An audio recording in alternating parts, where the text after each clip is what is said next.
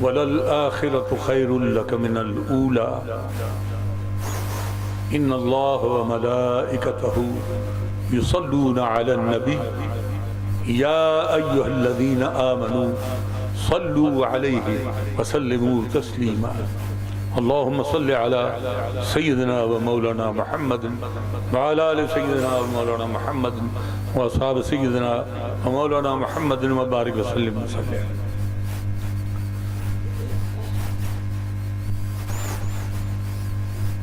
میرے بہت ہی واجب الاحترام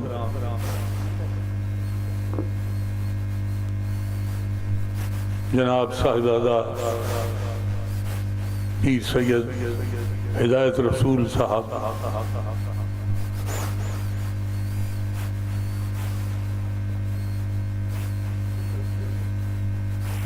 بہت ہی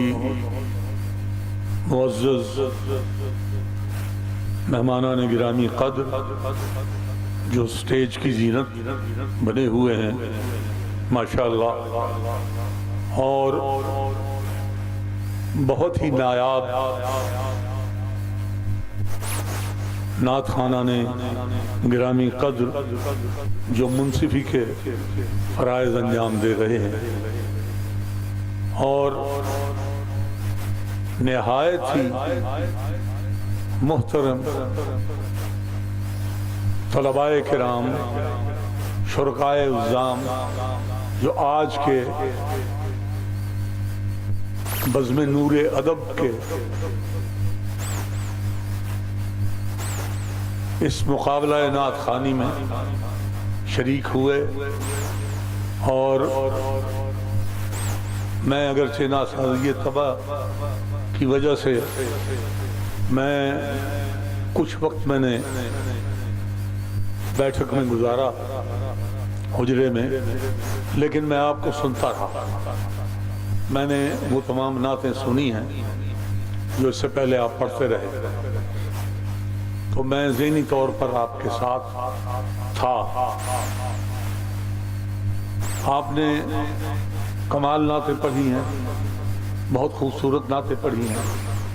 اور ان میں سب سے بڑی بات جو یہ ہے کہ آپ کے اداروں نے یہ اہتمام کیا کہ کلام بہت اچھا چنا، انتخاب کلام بہت اچھا تھا،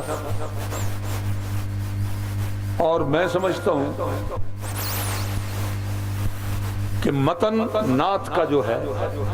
وہ ہے سوار. نعت کا متن سوار ہے، اور غنائیت، غنا جو ہے، جو موسیقیت ہے یا سر ہے یا طرز ہے، وہ گھوڑا ہے. یہ سواری جو ہے، یہ سوار کو لے کر بڑی سرعت کے ساتھ سفر طے کرتی اور منزل تک پہنچاتی. میں ہمیشہ یہ کہا کرتا ہوں کہ اگر سواری آگے نکل جائے اور سوار گر پڑے یا پیچھے رہ جائے تو منزل پہ سواری نے تو نہیں پہنچنا، سواری نے پہنچانا ہے سوار کو منزل. لہذا سب سے اشد ضرورت جو ہے وہ یہ ہے کہ انتخاب کلام اعلیٰ ترین ہونا چاہیے، اعلیٰ سے اعلیٰ.